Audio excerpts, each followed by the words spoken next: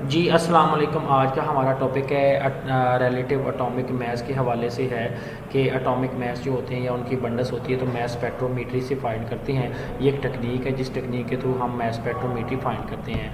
अब मास स्पेक्ट्रोमीट्री हमारा आज का मेन टॉपिक है।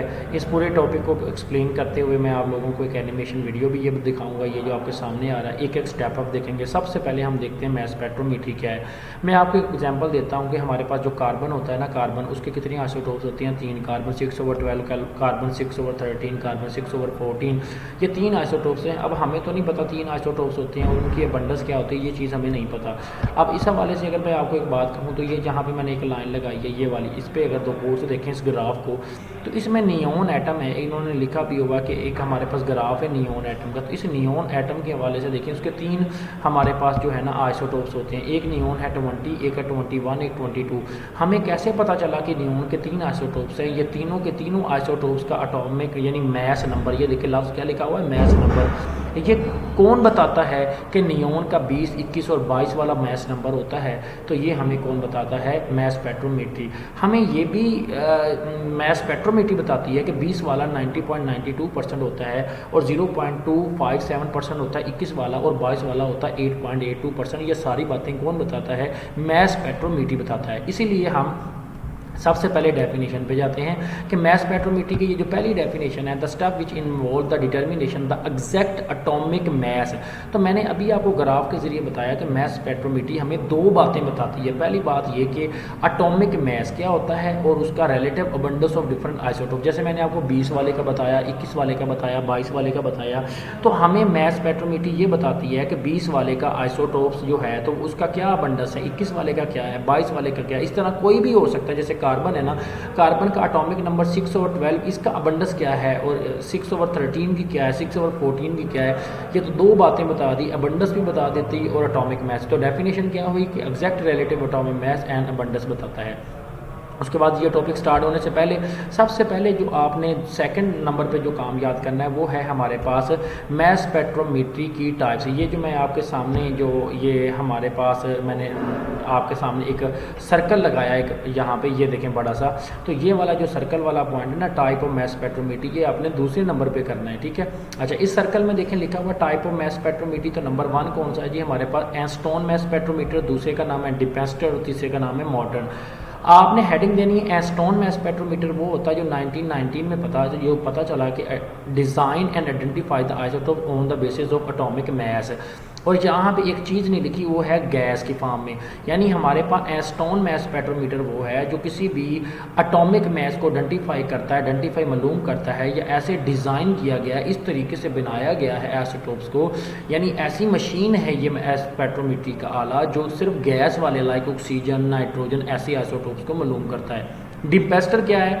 ऐसा है जो हमारे पास आइडेंटिफाई करता है, यानी ऐसा वाज डिज़ाइन किया गया एंड आइडेंटिफाई मालूम करता है element which are solid state. Carbon solid state में है। इस तरह के तमाम आइसोटोप्स को डिपेस्टर के अंदर आ जाते हैं। मॉडर्न में क्या है? It have 2 more component, amplifier and recorder. मैं एक छोटी सी बात बताता हूँ। जैसे किया स्पोर्टेज की गाड़ी है ना, उसमें 2 वेरिएंट आ गए हैं। लाइक हमारे पास उस गाड़ी के अंदर एडवांस फीचर है। यानी अगर किया स्पोर्टेज 20 वाली और 2023 में देखें ना, तो उसमें ये है कि लाइक वो एक डिटेक्शन बताता है कि लाइक आपने कहीं पार्किंग करनी है ना, तो आपको वो पार्किंग इंडिकेटर बताता है कि लाइक आपकी गाड़ी किसी में लगने वाली तो नहीं है। तो ये चीज़ फीचर उसमें पहले वाली में नहीं है, ठीक है। और इसके अलावा उसमें एक और एडवांस टेक्नोलॉजी है कि लाइक हम अगर ड्राइव करते हैं, ड्राइव के दौरान हमारे पास कुछ मोड्स एक्स्ट्रा बताए गए हैं। तो 2 बातें उनमें एक्स्ट्रा हैं 20 वाली किया स्पोर्टेज की गाड़ी में। इसी तरह हमारे पास ये डिपेस्टर और मॉडर्न में सिर्फ 2 कंपोनेंट फ़र्क है। एक एम्पलीफायर और रिकॉर्डर लगा दिया जिससे वो मशीन हमारे पास यह एडवांस मान गई। अगर मैं आपको ये मशीन दिखाऊं तो ये देखें, ये जो हमारे पास ये कंप्यूटर पड़ा है ना, ये वाला, तो इस कंप्यूटर और ये डिटेक्टर, ये 2 चीज़ें लगा के हमारे पास बाकी मशीन को क्या बना दिया गया? मॉडर्न बता दिया गया। अब हम मशीन का बाकायदा आगाज़ करते हैं। तो हमारा जो टॉपिक है ना, इस सबसे पहले आप लोगों ने क्या पढ़ा कि आप लोगों ने मास स्पेक्ट्रोमीट्री की डेफिनेशन उसकी टाइप्स पढ़ ली। अब अगला जो टॉपिक आ जाता है वो हमारे पास है वेपराइजेशन। अच्छा, अब जब हम वेपराइजेशन पढ़ते हैं ना, तो सबसे पहले मैं आप लोगों को वेपराइजेशन के टॉपिक का पहला हिस्सा पढ़ाता हूँ। तो वेपराइजेशन क्या है? The substance who analysis for, 2 लाइनें लिखनी है। मतलब आपको सबसे पहले तो आप लोगों ने क्या करना है कि इसके सारे हिस्सों के नाम याद रख लेने हैं। वेपराइजेशन क्या होता है, आयोनाइजेशन क्या होता है, फिर एक्स यहाँ पे जो है ना एक्सीलरेशन है, आप यहाँ पे लफ्ज़ है इलेक्ट्रिक फील्ड भी लिख सकते हैं। उसके बाद डिफ्लेक्शन है, आप यहाँ पे हेडिंग दे सकते हैं मैग्नेटिक फील्ड की। उसके बाद मैथमेटिकली फॉर्म है। उसके बाद अगला टॉपिक है जी हमारे पास इलेक्ट्रोमीटर, आयन कलेक्टर, और फिर कंपैरिजन है, और मॉडर्न में स्पेक्ट्रोग्राफ टॉपिक ख़त्म हो जाता है। ठीक है, तो सबसे पहले जो मैं आपको पहला टॉपिक पढ़ाने जा रहा हूँ ना, नंबर 1, इसका पहला हिस्सा वेपराइजेशन। ये जो टॉपिक है ना वेपराइजेशन, ये जिसके ऊपर मैंने सर्कल लगाया है ना, तो ये हमारे पास वेपराइजेशन है। अच्छा, वेपराइजेशन में आपने 2 लाइनें याद करनी है। कितनी लाइनें याद करनी है? 2 लाइनें याद करनी है। सबसे पहली लाइन आपने ये करना है कि सैंपल है ना, इसमें वेपराइजेशन में क्या करते हैं, सैंपल या सबस्टांस या जो भी आपके पास एक सैंपल है ना, हुज एनालिसिस फॉर सेपरेशन, जिसको आपने सेपरेट मालूम करना है ना, वो आइसोटोप्स इज रिक्वायर्ड। जिस भी आपको सैंपल के, मतलब मैं आपको कहता हूँ एक टुकड़ा दे के कहता हूँ कि बेटा इसके मुझे ये बताओ कि इस टुकड़े के आइसोटोप्स कितने पाए जाते हैं, मुझे ये भी बताओ इस टुकड़े की अबंडेंस कितनी। तो उस टुकड़े जिसको आपको चाहिए ना सेपरेट के लिए, उसको लेना है, इस कन्वर्ट इनटू वेपर स्टेट, उसको वेपर में कन्वर्ट करना है। And this pressure of the vapours are kept very low, यानी 10 की पावर -6 से -7 टॉर्क रखना है। तो 2 बातें हमने पढ़ी। एक, सबसे पहले हमने सैंपल जिसको हमें सेपरेट करना है वो चाहिए, फिर उसको हमने किस में कन्वर्ट करना है, वेपर्स की हालत में, और तब करना जब प्रेशर कितना हो, 10 की पावर -6 से -7 टॉर्क। अगर मैं आपको ये वाली हमने आपकी जो डायग्राम बनी हुई है बुक की, तो ये मैं आपको दिखाऊं, तो ये है इनलेट यानी नियोन का सैंपल आपने लिया, उसको यहाँ पे डाला। जैसे डाला तो उसके अंदर 2 कंडीशन होनी चाहिए। एक कंडीशन तो ये होनी चाहिए कि वो सैंपल वेपर्स की हालत में हो, और दूसरा वहाँ पे प्रेशर कितना हो, 10 की पावर -6 से -7 टॉर्क। यानी ये भी अगर आप देख रहे हैं, ये देखें सैंपल ट्यूब के अंदर आया, तो हमारे पास उसकी हमने क्या किया, वेपराइजेशन कर दी। वेपराइजेशन के बाद ये हमारे पास आ गया आयोनाइजेशन। तो आयोनाइजेशन हम पढ़ते हैं कि आयोनाइजेशन क्या होता है जी। आयोनाइजेशन चैम्बर का सेकंड चैम्बर है जी हमारे पास ये वाला आयोनाइजेशन। तो आयोनाइजेशन में क्या किया कि the vapours which are then allowed to enter in ionisation chamber. बड़ी सिंपल बात है बेटा, आपने पहले हिस्से में पढ़ा कि सैंपल आपके पास जो भी है वो वेपर्स की हालत में हो गया है। 2 बातें पढ़ी हैं। आपका जो सैंपल है ना, मैं नियोन कहता हूँ, नियोन है ना आपने लिया, उसको आपने पहले वेपर्स की हालत में कन्वर्ट किया, और वेपर स्टेट का जो प्रेशर है वो 10 की पावर -6 और -7 रखा। तो अब आयोनाइजेशन में कौन सा हिस्सा जाएगा? पहला हिस्सा तो ये देखिए खत्म हो गया। अगला हिस्सा कौन सा आ गया? Ionisation chamber. तो आयोनाइजेशन चैम्बर में जब ये वेपर्स जाते हैं, then the fast moving electron are throw upon them. तो उन वेपर्स के ऊपर एक इलेक्ट्रॉन की बीम गिरती है, जिसकी वजह से जो आइटम ऑफ आइसोटोपिक एलिमेंट होते हैं ना present in the form of vapours are ionised, वो आयोनाइज्ड हो जाते हैं, यानी उन पर चार्ज आ जाता है। The positive charge ion of isotopes element have different message depend upon the nature of isotopes. मुझे आप बताएं, अगर मैं कार्बन के आइसोटोप्स पढ़ रहा हूँ तो उसका मैस डिफरेंट होगा, अगर मैं नियोन है तो उसका मैस डिफरेंट होगा। तो ये उसके नेचर पे डिपेंड करता है। तो मैंने आप लोगों को यहाँ 3 बातें बताई हैं। पहला तो उसको आयोनाइजेशन चैम्बर में इंटर करना है। दूसरा मैंने आप लोगों को ये बताया है कि उसमें गिरने से वो आइंस बनेंगे, और आइंस कौन से पॉजिटिव वाले बनेंगे, और उनका मैस डिफरेंट होगा। अगर आप ये पिक्चर से देखें ना, तो आप लोगों को ये नज़र आ रहा है कि ये देखें ऊपर से, ये ऊपर लगा हुआ जो यहाँ पे है वो टंगस्टन फिलामेंट है, इलेक्ट्रॉन गिराता है, ये आयोनाइजेशन चैम्बर है। तो उसके गिरने की वजह से ये देखें चेंज हो गए हैं, वो पॉजिटिव आयन बनते हैं। अब आप अपनी बुक वाली पिक्चर देख लें, तो बुक वाली पिक्चर के मुताबिक अगर आप देखते हैं तो उसमें ये देखें सेकंड में ये पॉजिटिव नेगेटिव फिलामेंट लगा हुआ था, इसमें आयंस गिरते हैं इलेक्ट्रॉन, और वो आयंस जो होते हैं ना हमारे पास बन जाते हैं वेपर्स के आयन। तो हमारे पास 2 चैम्बर्स में हमने पढ़ा कि वेपर्स से आयन बन गए। तीसरा आ जाए जिसको आपका नाम है एक्सीलरेशन। एक्सीलरेशन का दूसरा नाम है जी इलेक्ट्रिक फील्ड। अगर हम इलेक्ट्रिक फील्ड की तरफ आते हैं, जो इलेक्ट्रिक फील्ड हमारा टॉपिक है, तो वो हमारे पास इलेक्ट्रिक फील्ड में ये कहता है, सबसे पहली लाइन ये, the positive ion of each isotope, ये जो अभी पॉजिटिव आयंस बने हैं, its own m over e value, उसका अपना एम का मतलब मैस, ई का मतलब चार्ज। अच्छा, when the potential difference 500 2000 voltage apply on the perforated accelerated plate.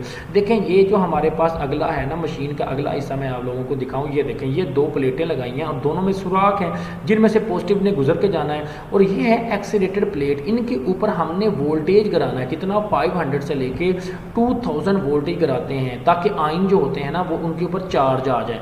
तो हम क्या करते हैं, कहता है कि ये जो पॉजिटिव आए हैं ना, हर का अपना m/e है और इनके पोटेंशियल डिफरेंस मतलब चार्ज 500 से लेके 2000 तक हमने इस पर अप्लाई करना है। किस पे? परफोरेटेड एक्सेलेटेड प्लेट, ऐसी प्लेटें जिनमें सुराख हैं, उनमें पॉजिटिव चार्ज जो होते हैं ना strongly attract toward the negative slit plate. तो ये देखें हमारे पास इनके आगे 2 स्लिट्स लगाई गई हैं, उनमें 2 प्लेटें लगानी है जो इन इलेक्ट्रॉन को आगे खींच लेती हैं। इन इलेक्ट्रॉन की इन जो स्लिट है ना, स्लिट्स वो नेगेटिव होती हैं, वो क्या करती हैं कि इन पॉजिटिव को अपनी तरफ खींचती हैं लेकिन अपने साथ जुड़ने नहीं देती, वो अपने अंदर से गुजार के अगले हिस्से में भेज देती हैं जिसका नाम है मैग्नेटिक फील्ड।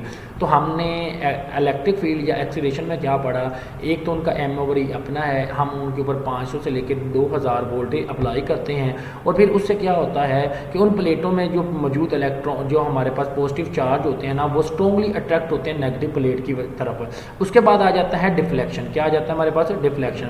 अगला डिफ्लेक्शन का टॉपिक है जी, इस डिफ्लेक्शन की आपने हेडिंग दे सकते हैं, वो है मैग्नेटिक फील्ड। अच्छा, अब आप मैग्नेटिक फील्ड की तरफ जाते हैं। जब आप मैग्नेटिक फील्ड की तरफ जाते हैं तो हम देखते हैं कि हमारे पास यहाँ पे क्वेश्चन आ, तो हमारे पास जो है ना अगला है जो डिफ्लेक्शन, जिसका आपने हेडिंग देनी है मैग्नेटिक फील्ड। तो इसमें बड़ा सिंपल है, ये देखें अगर मैं आपको डायग्राम दिखाऊं ना, तो इस डायग्राम की एनिमेशन डायग्राम में देखें कि ये जो एक्सीलरेशन है ना, यहाँ से पॉजिटिव आप आ गए हैं, ये 2 मैग्नेट लगे हुए हैं, ये जो ब्लैक कलर के आपको नज़र आ रहे हैं ना, ये मैग्नेट हैं। इस मैग्नेटिक फील्ड में जब ये इधर से गुजरते हैं ना, तो आपने ये देखा छोटे वाले पीछे हो गए हैं, बड़े बड़े वाले एक साइड पे, छोटे वाले एक साइड पे।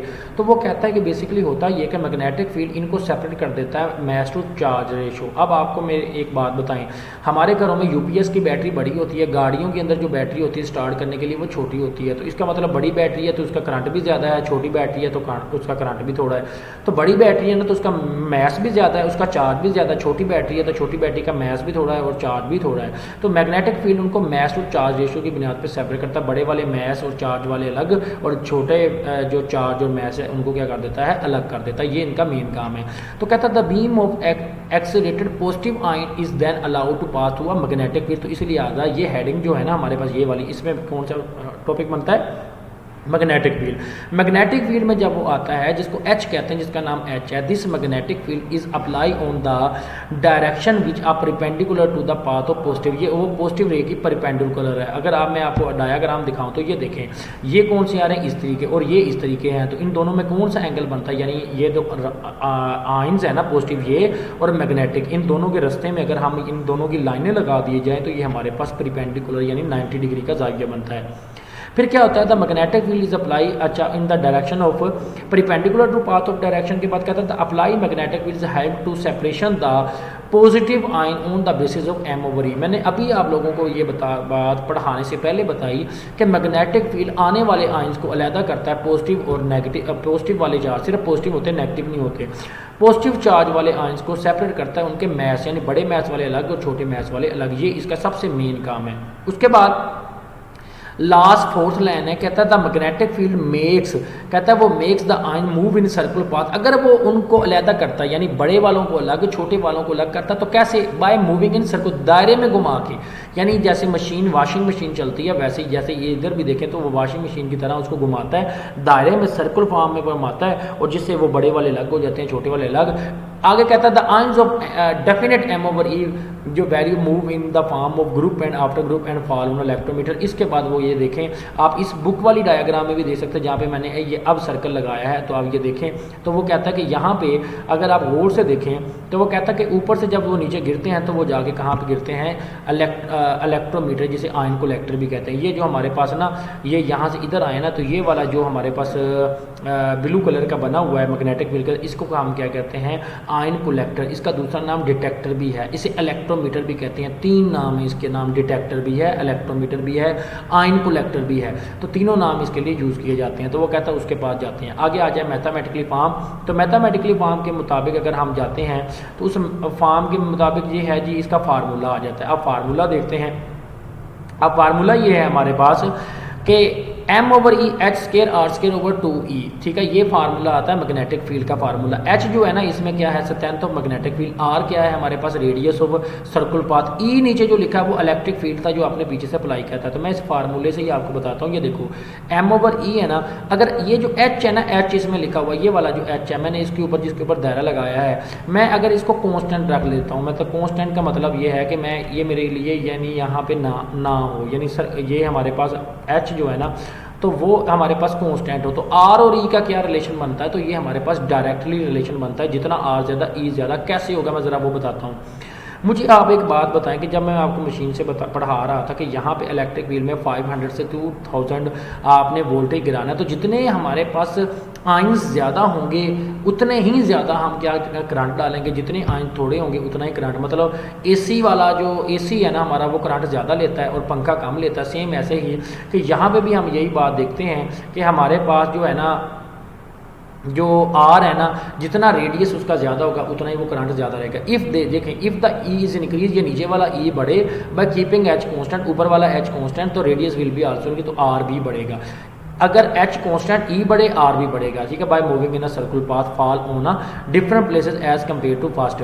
वो कहता है कि आप ऐसा होगा जब ऊपर से नीचे ये गिरेंगे ना, मतलब मैं आपको पिक्चर से दिखाता हूँ, तो ये पिक्चर आप गौर से देखें। इस पिक्चर में ये जो गिर रहे हैं ना ऊपर से नीचे, तो वो कहता है एक ही जगह पे नहीं गिरेंगे, डिफरेंट, कोई यहाँ पे कोई यहाँ पे कोई यहाँ पे आगे पीछे, ये डिफरेंट जगहों पर जाके गिरेंगे। अच्छा जब गिर जाते हैं तो वो क्या कहता है, तो ये काम this can be also done by changing magnetic field. आपको पता है कि लोहे की कील रख के मैग्नेट उसके आगे पीछे किया जाए तो वो क्या होता है कि वो लोहे की कील वो आगे पीछे हो जाते हैं। तो जब वो हो जाते हैं तो इससे बात साबित हुआ कि मैग्नेट को भी अगर छेड़छाड़ की जाए, आगे पीछे किया जाए, तो ये जो हमारे पास ऊपर से गिरने वाले पॉजिटिव है ना वो नीचे गिरेंगे डिफरेंट जगहों पे। आगे है smaller the m/e of isotope, smaller will be the radius of जो है प्रोड्यूस्ड मैग्नेटिक। आपको पता है जिसका रेडियस छोटा है उसका करंट भी छोटा है, जिसका रेडियस बड़ा है उसका करंट भी ज़्यादा है।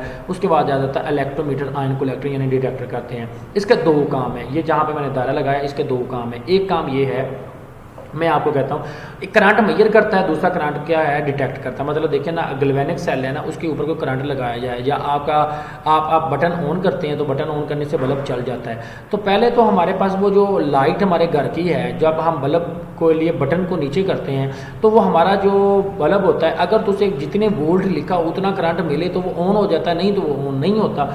तो हमारे पास इलेक्ट्रोमीटर भी ऐसे ही है, ये एक ऐसी जगह है जहाँ पे आगे ये develop the electric current and strength of the current is major on the. देखें मैं आपको एक चीज़ बताता हूँ, लाइक एक चीज़ है आके वो बड़ी आस्था से गिरी है, एक आके आपके जोर से गिरती है। मतलब आप एक चीज़ आपके आके सर के ऊपर ईंट लगती है बड़ी आराम से, मतलब आपके सर से 1 फुट के फासले पे आपके सर पे ईंट लगेगी तो वो कितना होगा, आपको थोड़ा सा दर्द फील होगा। और अगर वही ईंट आपके सर से 6 फुट के फासले पे गिरेगी तो आपका सर भी फट जाएगा। तो सेम ऐसे ही इलेक्ट्रोमीटर पे जब आके वो आयन गिरते हैं ना तो वो उनकी ताकत महसूस करता है कि उनके अंदर करंट कितना है। तो गिरने से क्या महसूस हो गया, करंट। वो जो करंट फील हुआ है ना आपको, अब उसको बताना भी है आगे, तो आपने दर्द से आप बताते हैं ना तो सेम इलेक्ट्रोमीटर उसको आगे बताता है कि कितना है। तो उससे हम वो कहता है कि आगे हमारे पास ये टॉपिक है जी कंपैरिजन, ये आप बेशक ना छोड़ भी सकते हैं लेकिन मैं सिंपल बता देता हूँ। हमारा एक टॉपिक है ऑलरेडी अपलोड है, relative atomic mass of carbon, यानी कार्बन से कैसे, यानी वो कहता है सेम जिस तरह आपने ion of isotopes, different isotopes के आपने पाल किए ना कलेक्टर पे, इनकी करंट मेजर की है। ये पहली 2 लाइनें बेशक ना लिखे हैं। वो कहता है current strength each case as given by relative abundance, ये हमें अबंडेंस बताती है। ये देखो जिसकी करंट की पीक ज़्यादा होगी, मतलब जो हमारे पास आइसोटोप्स गिरेगा, यानी जो 6 फुट पे आपके सर के ऊपर ईंट गिर रही है उसका दर्द ज़्यादा है ना, तो इसका मतलब उसकी पीक भी ज़्यादा है। जो आराम से गिर रही है तो उसके दर्द भी कम है, और जो दरमियाना, मतलब जितना वो आइसोटोप्स गिरेंगे ना किसके ऊपर, इलेक्ट्रोमीटर के ऊपर, तो उससे हम ये मालूम कर लेंगे कि इसके अंदर कितना करंट है। जो ज़ोर से गिरेगा या जिसके गिरने से उसके अंदर करंट ज़्यादा होगा, देखें ना मैं आपके हाथ में 4 वाट देता हूँ, पहली वाट देता हूँ तो उसके अंदर 10 वोल्ट का करंट है, आपको कुछ नहीं होगा। फिर 20 वोल्ट का देता हूँ, फिर 40 का, फिर 220 का, तो आपका मरने का भी खदशा हो सकता है। तो जब वो आइसोटोप्स आके गिरते हैं ना उसके ऊपर, यानी जो पॉजिटिव आयन है, तो उससे हमारे पास उसके करंट की जो स्ट्रेंथ है उसी से हमारी पीक बनती है। वो कहता है इसको हम कार्बन 12 से भी मालूम कर सकते हैं, ठीक है। अब है मैड्रन स्पेक्ट्रोग्राफ, वो आपके सामने है। इस पूरी 3 लाइनों में ये लिखा हुआ है कि एक तरफ मैस नंबर लेना है, एक तरफ रिलेटिव अबंडेंस लेना है, तो ये उसके अंदर ग्राफ बन जाता है। 3 पीक्स हैं तो 3 आइसोटोप्स हैं, 2 पीक्स होंगी तो 2 आइसोटोप्स हैं। बोर्ड का एक क्वेश्चन है कि आयोडीन की एक पीक क्यों होती है, तो हम कहते हैं इसलिए क्योंकि उसका एक आइसोटोप से, कहता है ब्रोमीन की 2 पीक्स क्यों होती हैं, कहता है इसलिए क्योंकि उसके 2 आइसोटोप्स होते हैं। तो ये हमारे पास आ गया मॉडर्न मैस स्पेक्ट्रोग्राफ। उसके बाद अगर हम देखें तो हमारे पास आगे एक छोटा सा शॉर्ट क्वेश्चन है, वो है कि अगर सेपरेशन करनी हो आइसोटोप्स की तो वो कैसे करते हैं। तो वो कहता है कि गैस डिफ्यूजन से भी, थर्मल डिफ्यूजन से भी, डिस्टिलेशन, इन बाकी मेथड से भी हम कर सकते हैं। आप स्क्रीनशॉट ले सकते हैं, इससे रेलिवेंट ये वाले शॉर्ट क्वेश्चन हैं जो मोस्टली बोर्ड में आ चुके हैं।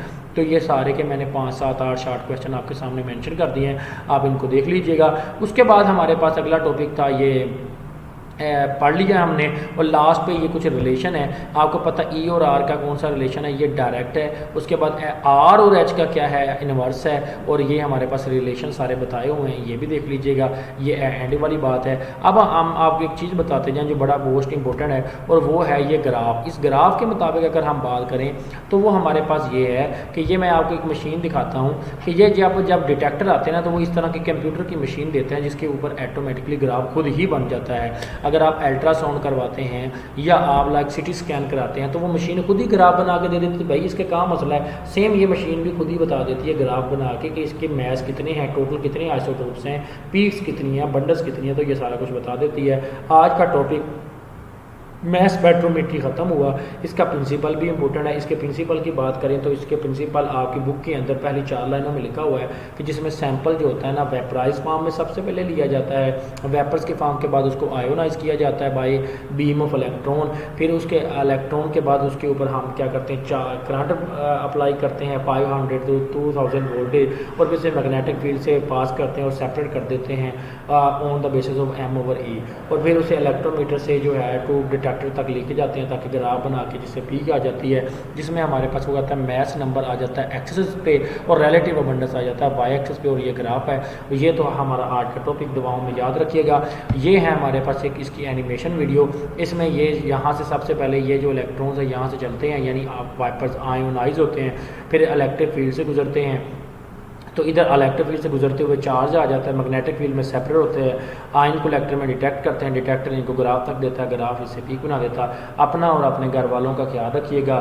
तब तक हमें इजाज़त दीजिए, दुआओं में याद रखिएगा। अल्लाह हाफिज़।